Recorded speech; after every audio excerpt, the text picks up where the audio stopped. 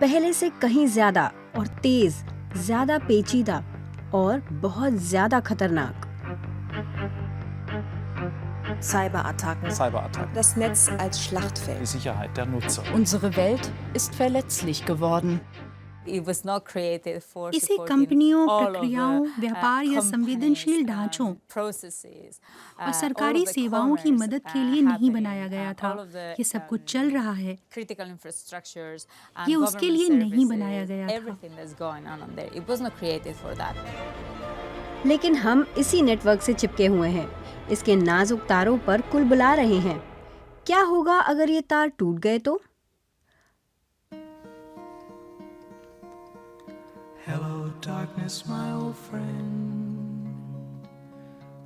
अपनी किताब एरर 404 में स्पेन की साइंस जर्नलिस्ट एस्थर पानिएगुआ बताती हैं कि हम इंटरनेट पर कितने ज्यादा निर्भर हो चुके हैं।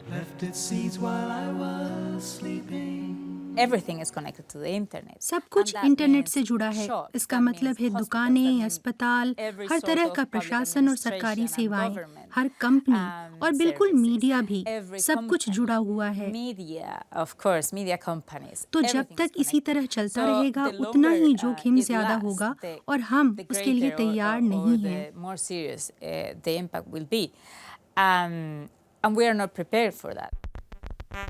लेकिन ये सब ध्वस्त करने के लिए बस एक झटका काफी है, जैसे कि एक साइबर हमला। Zuerst wurden die Webseiten der estnischen Regierung attackiert, dann die Webseiten von Banken und Medien.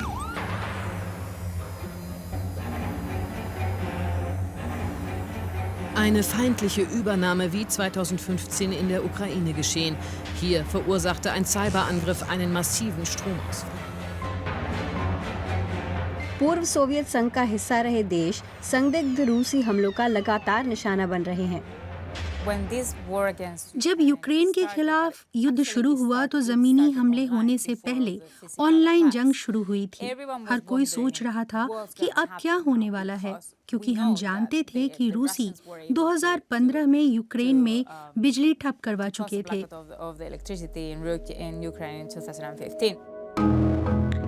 सरकारें भी लोगों को इंटरनेट से दूर कर सकती हैं, जैसे कि कजाकिस्तान में हुआ, जहां निरंकुश सरकार ने संचार को ठप करके अपने खिलाफ प्रदर्शनों को दबा दिया। भारत में भी 2019 में ऐसा ही हुआ था। एक और समस्या है कि सिर्फ 5 कंपनियां इंटरनेट का 80% ट्रैफिक पा रही हैं, जो उन्हें सर्वशक्तिशाली बनाता है। फेसबुक के साथ हुई एक गड़बड़ की वजह से कुल में से 20% यूजर्स ऑफलाइन रहे, घंटों तक सबसे कटे रहे। Eine fehlerhafte Neukonfiguration soll schuld an dem Ausfall gewesen sein, so das Unternehmen. हमारे पास पहले से बहुत उदाहरण है। ये वैश्विक स्तर पर नहीं हुआ है, लेकिन ये बड़े स्तर पर हो चुका है। इसीलिए कल को ये वैश्विक स्तर पर होगा, 5 साल में, 10 साल में या कभी नहीं। हमारी दुनिया इंटरनेट पर निर्भर है, यही हमारे संपर्क का सूत्र है, जैसा कि एस्थर ने चौंका देने वाली अपनी किताब में लिखा है। और इसकी सुरक्षा भगवान भरोसे है। साइबर सुरक्षा सुनिश्चित करने के लिए और पैसों की जरूरत है। कोई भी मुल्क सुरक्षित नहीं है और ये बहुत बड़ी बात है, लेकिन समस्या है कि हमने सब कुछ जोड़ दिया है क्योंकि ये ज्यादा प्रभावी और सस्ता है।